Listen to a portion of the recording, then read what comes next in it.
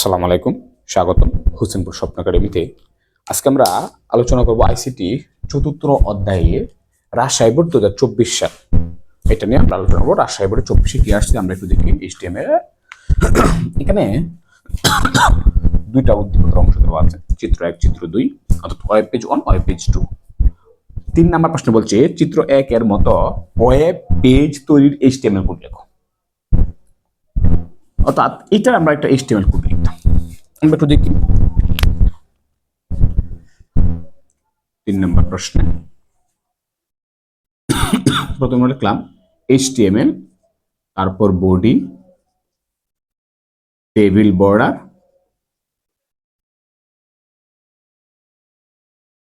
One. হ্যাঁ, table border, এখানে table border হয়নি। হ্যাঁ, এটা টেবিল হইতে গেলে যে মিনিমাম একটা রো 2টা কলাম অথবা 2টা রো 1টা কলাম প্রয়োজন হয়। এটা টেবিল বর্ডার না। এখানে আমরা কি লিখতে পারি?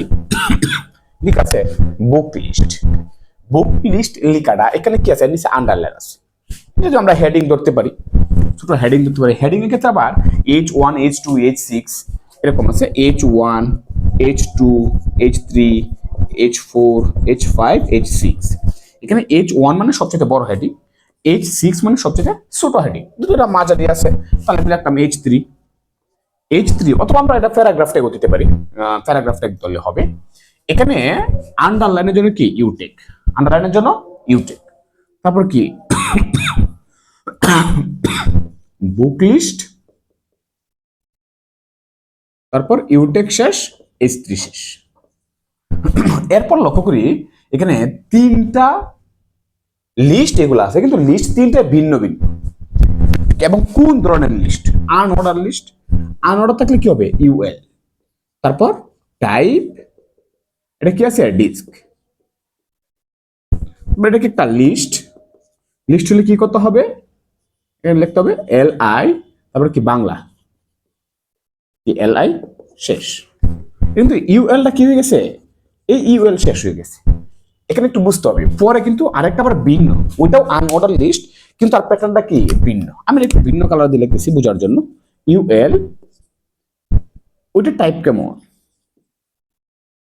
ওইটা টাইপ হচ্ছে স্কোয়ার। স্কোয়ার, তারপর কি LI ইংলিশ, LI শেষ,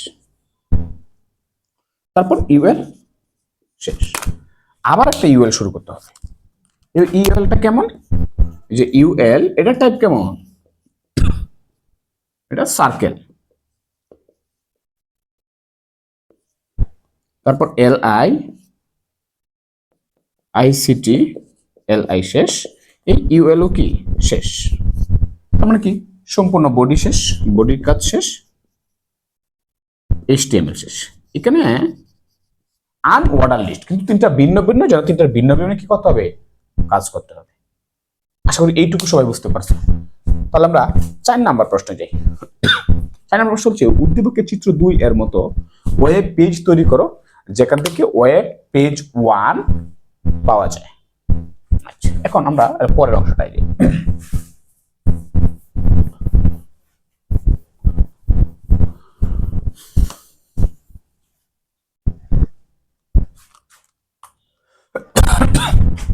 চার নাম্বার অংশ,